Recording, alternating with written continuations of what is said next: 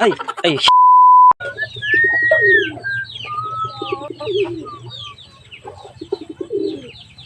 For today's video, yung umagahan pa lang pero pahirapan ng pag-iisip ng anong mauulam. So, wala akong choice kundi noodles na lang. At ito na nga pala ako, naghahanap na ako ng may sasawag na gulay. So, itong anong kailangang manapili. Apay nga boy, tinukol mo mitten.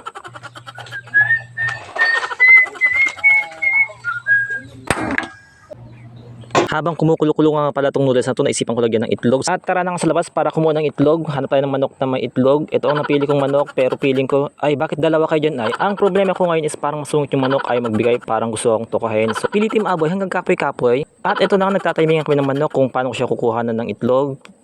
Habang ito. Sige. Ay, shit.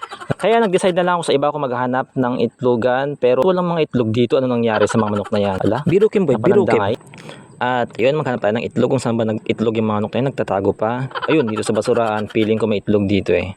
Chararan, ayan. Ay, itong manok ko, kilala ko itong manok na to. Ito yung manok na laging kinukuha ng itlog, kaya kilala niya rin ako, kaya tinatago niya ng itlog niya. Tignan mo pati yung manok, nagtatago na ng itlog.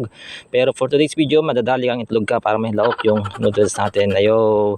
So tara na, diligan natin sa noodles to. Ito na nga pala yung itlog ng manok. Kailangan nating batilin dito sa mangkok para isahog sa atin sa noodles para magkaroon ng lasa yung sabaw niya, di ba? Para healthy naman yung pagkain natin. Hindi lang porket noodles, hindi na siya healthy. Apay ngay boy. Intin nagmumit di shell nan. Akanin data boy kanim. Alayim aboy. Ayan, so binabatil-batil ko na pala para ilalagay ko na sa noodles para pakakain na tayo kasi gutom na ako. Ayan, di ba? Ang tawag nga pala sa ulam na yan ay egg malunggay with noodles.